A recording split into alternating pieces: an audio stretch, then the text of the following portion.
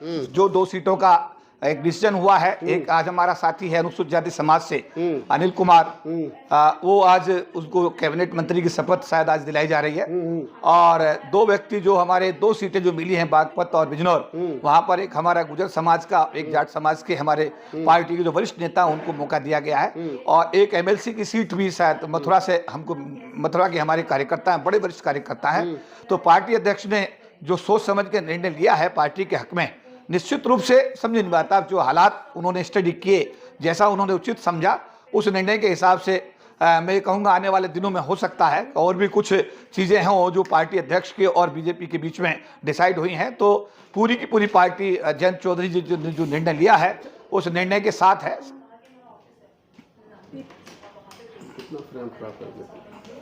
जी continue. तो जो निर्णय पार्टी अध्यक्ष के और बीजेपी के नेताओं के बीच में हुआ है, वो मुझे लगता है कि कुछ चीजें सामने आ गई हैं और अभी कुछ चीजें आने वाले समय में सामने आएंगी। ना दलित है ना मुसलमान है, OBC समाज की पार्टी, जाट समाज की पार्टी, ना दलित ना मुसलमान, कैसे बहुजन समाज बनाएंगे जयंत चौधरी? बीजेपी की गोद में बैठ करके कैसे? क्या एक भारत रत्न उनके दादाजी को मिल गया, यही काफी है? देखिए, आज इस तरीके से यूपी सरकार में एक कैबिनेट मंत्री का इंडक्शन हुआ है, तो राष्ट्रीय अध्यक्ष का विजन बहुत बड़ा है कि उन्होंने अनुसूचित जाति समाज के जो हमारा अनिल भाई है, उस भाई को हमारे को ये मौका दिया है और वो आज शाम को लखनऊ में कैबिनेट मंत्री की शपथ ले रहे हैं। उसके बाद में उन्होंने गुर्जर समाज के जो हमारे विधायक थे उनको बिजनौर लोकसभा का मौका दिया है और जाट समाज के हमारे सागवान जी जो हैं उनको बागपत सीट दी है। चर्चा ये थी कि वो अपने परिवार से किसी को लड़ाएंगे, लेकिन उनका विजन देखिएगा राष्ट्रीय अध्यक्ष का, उन्होंने अपनी पार्टी में एक पूरा समाजवाद स्थापित करने की कोशिश की। खबर यहाँ तक भी थी, काहे का समाजवाद चौधरी साहब, काहे का समाजवाद? जिस समाजवादी पार्टी ने जयंत चौधरी को राज्यसभा भेजा, उसी समाजवादी पार्टी को लात मार के उसी मनुवादी पार्टी में जयंत चौधरी चले गए। देखिए, राजनीति के जो फैसले हैं राजनीतिक तौर पे जब लिए जाते हैं तो कई चीजें आपने देखा कि पिछले दिनों में ऐसे ऐसे लोग बीजेपी के अंदर आए हैं जिन पर करप्शन के चार्जेस थे, घोटाले के चार्जेस थे। अशोक चौहान जी का नाम आप ले सकते हैं, अजित पवार साहब का नाम ले सकते हैं, बहुत सारे लोग ऐसे थे। लेकिन ऐसा है कि राजनीति में कल तक आपने देखा नीतीश कुमार जी इस इंडिया गठबंधन के मुखिया थे और उसके बाद में कुछ समय बाद उन्होंने जिस तरीके से अपना डिसीजन चेंज किया कि आज वो जो है बीजेपी के साथ में बिहार के मुख्यमंत्री द्वारका से बन गए। तो मैं मानता हूं कि राजनीति में हर चीज संभव है और इसको राजनीति के चश्मे से ही देखने की आवश्यकता। विचारधारा नाम की कोई चीज नहीं है। आप राजनीति में विचारधारा, मुझे लगता है कि राजनीति और विचारधारा का तो अब दूर दूर तक जो है ना रिश्ता और संबंध पूरी तरह खत्म हो गया। जिस बीजेपी ने जयंत चौधरी पर लाठियां भाजी, जंतर मंतर पर जाट बेटियां बैठी रही, खदेड़ दिया गया, राकेश टिकैत रोते रहे, सबके बराबर को खत्म करने के बाद में जयंत चौधरी फिर जाकर के बीजेपी की गोद में बैठ गया आपके नेता। ये जो अभी आपने कहा है कि जब उनसे पूछा गया जयंत चौधरी साहब से कि भाई अब आप क्या बीजेपी के साथ जाएंगे, तो उन्होंने जवाब दिया था कि बचा क्या है। जब हमारे पार्टी के जो हमारे संस्थापक हैं उनके दादाजी, जब चौधरी चरण सिंह जी को भारत रत्न दिया गया तो उसके बाद में उन्होंने कहा ये भारत रत्न कांग्रेस सरकार भी दे सकती थी जो नहीं दे पाई।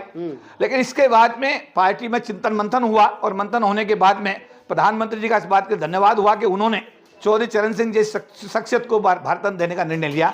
और इसके बाद में सारी चीजें डिस्कशन के बाद में पार्टी ने सोचकर समझकर एक एक चीज को कैलकुलेट करके उसके बाद में निर्णय लिया गया है और इसमें पूरी पार्टी जयंत चौधरी जी के साथ है। पूरी पार्टी जयंत चौधरी के साथ है। वर्तमान समय में जिस प्रकार से बीजेपी भारत रत्न बांट रही है, चाहे तो कर्पूरी ठाकुर को दिया हो, चाहे स्वामीनाथन को दिया हो, चाहे जयंत चौधरी को दिया हो, जयंत चौधरी के दादाजी चौधरी चरण सिंह को दिया हो, लग नहीं रहा कि भारत रत्न का वजन कम हो गया, भाव कम हो गया, जिस मर्जी को बुला कर दे दो।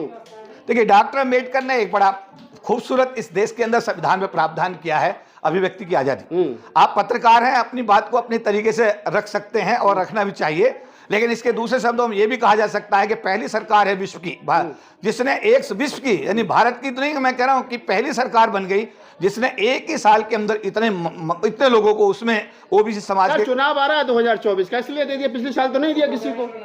केपी चौधरी जो मनुवाद पर हमेशा से हमलावर रहे, आज बीजेपी के लिए इतने पोलाइट कैसे हो रहे हैं? मैंने अभी एक बात कही है कि जो प्रधानमंत्री जी के कार्य, जैसे मैंने कहा 2015 में उन्होंने हमारे समाज के बिना मांगे बिना पूछे एट्रोसिटी एक्ट को मजबूत करने का काम किया संविधान में संशोधन करके। और जब सुप्रीम कोर्ट, बच्चे शहीद हो गए 2 अप्रैल को, जिसकी बात आप मैं कह रहा हूं ये बात आप कर रहे हैं 2018 की, मैं 2015 की बात कर रहा हूं। 2015 में वहां कोई आंदोलन नहीं था, कोई डिमांड नहीं थी। उसके बाद में जो एट्रोसिटी एक्ट 1989 था उसका अमेंडमेंट करके 2015 में इस प्रधानमंत्री जी ने उसको मजबूत बनाने का काम किया। उसके बाद में जब बच्चे हमारे शहीद हुए, सुप्रीम कोर्ट का जो ऑर्डर आया, उसके बाद में संविधान में संशोधन करके एक्ट को फिर और मजबूत करने का काम किया गया। बाबा साहब अम्बेडकर का जहां पर अंतिम सांस हुआ, 26 अलीपुर रोड के आसपास के सारे बंगले उन्होंने खरीद करके बाबा साहब को डेडिकेट करके अंतर्राष्ट्रीय स्मारक बनाया। लंदन का जो घर बाबा साहब ने इस्तेमाल किया था पढ़ने के लिए, उसको खरीद करके बाबा साहब को डेडिकेट किया। हिंदू मिल की जमीन 500 करोड़ रुपए खरीद करके बंबई के अंदर उनके नाम पर स्मारक बनाया जा रहा है। तो जो काम जिस आदमी ने अच्छे किए हैं, यूनिवर्सिटी ग्रांट कमीशन में रिजर्वेशन खत्म हुआ, सरकार ने संविधान में संशोधन करके उस रिजर्वेशन को बहाल करने का काम किया। हमारा देखिए, अगर हम इसी आधार पर काम करें कि अच्छे कामों की भी हम सराहना ना करें, हमें जो अच्छे काम, जो भी सरकार ने अच्छे काम किए हैं, हम जैसे पिछली सरकारों की तारीफ करते हैं कि इंदिरा गांधी ने देश का राष्ट्रीयकरण किया, उन्होंने सरकारी क्षेत्र को पैदा किया, बैंकिंग भर्ती बोर्ड बनाए, और उनकी वजह से गरीब समाज के जो SC/ST समाज के लोग थे, 40 लाख लोग सरकार की नौकरी पाने में कामयाब हुए। उनके बेटे राजीव गांधी ने स्पेशल रिक्रूटमेंट ड्राइव चला करके लाखों बच्चों को रोजगार दिया। जिस सरकार ने जो भी अच्छा काम किया, एटलीस्ट हमारे एक जिम्मेदार नागरिक होने के नाते, एक सामाजिक कार्यकर्ता होने के नाते ये जिम्मेदारी बनती है कि जो अच्छे काम जिस सरकार ने किए हैं, एटलीस्ट उनका तो धन्यवाद सरकार को दिया ही जाना चाहिए। तो इसका मतलब जो दलित समाज है, अम्बेडकरवादी, फूले अम्बेडकरी आंदोलन के जो लोग हैं, उनको बीजेपी को वोट करना चाहिए, बीजेपी ने इतना अच्छा काम किया। तो मैं इस बात के लिए, भारत एक प्रजातांत्रिक कंट्री है, हर आदमी को बाबा साहब अम्बेडकर वोट का अधिकार देकर गए हैं। मैं इस बात के लिए किसी को बाध्य नहीं कर सकता, ना ये मेरा अधिकार है। ये हर आदमी को सवाल ले लेते हैं चौधरी साहब, केपी चौधरी बीजेपी के टिकट पे कहां से चुनाव लड़ रहे हैं, या आरएलडी कहां से चुनाव लड़ा रहे हैं? मैं ना आरएलडी के टिकट पर चुनाव लड़ रहा हूं, क्योंकि मेरी पार्टी को 2 सीटें मिली हैं, और 2 सीटें दोनों सामान्य सीटें, अनुसूचित जाति की एक भी सीट उसमें नहीं है। तो सामान्य अनुसूचित जाति का चुनाव सकता है ना सर? दोनों सीटों पर हमारे जो पार्टी के 50-50, 40 साल से कार्यकर्ता थे, वरिष्ठता के आधार पर उन दोनों को लोकसभा का टिकट दिया गया है। तो आने वाले दिनों में पार्टी का, जब आम आदमी पार्टी पूर्वी लोकसभा क्षेत्र पर वाल्मीकि समाज के प्रत्याशी कुलदीप को लड़ा सकती है, जनरल सीट पर लड़ा सकती है, तो आरएलडी क्यों नहीं लड़ा सकती दलित केपी चौधरी को, जिनकी प्रशंसा अमेरिका, कनाडा, यूके, सारे विश्व में डंका केपी चौधरी का बसता है। आप पिछले 4 साल से नौकरी छोड़ करके पार्टी की सेवा करो, क्या मजबूरी है कि एक जनरल सीट पे दलित समाज के लोग आदमी को चुनाव नहीं लड़ा जा सकता? देखिए, ये निर्णय जो भी आप बात करें, पार्टी के स्तर पर ये निर्णय जब होते हैं तो बहुत सारी चीजों का कंसिडरेशन किया जाता है। आने वाले दिनों में पार्टी के जब निर्णय होंगे तो आपको ये शुभ समाचार सुनने को मिलेगा कि हमारी पार्टी ने निर्णय लिया है कि पार्टी के अनुसूचित जाति समाज, जनजाति समाज के प्रतिनिधि को भी लोकसभा में जाने का मौका आने वाले दिनों में, हमें विश्वास है कि इस पे पार्टी चिंतन मंथन करेगी और आपकी भावनाओं का आदर करेगी। चलिए, तो आप माननीय केपी चौधरी थे और ये किसी परिचय के मोहताज नहीं है। कनाट प्लेस इनके दफ्तर में हम मौजूद हैं। मैंने बड़े तीखे सवाल पहली बार चौधरी साहब से किए, और वो किए भी इसलिए कि बहुजन समाज की बात करते करते लोग कब जय श्री राम का नारे लगाने लग गए।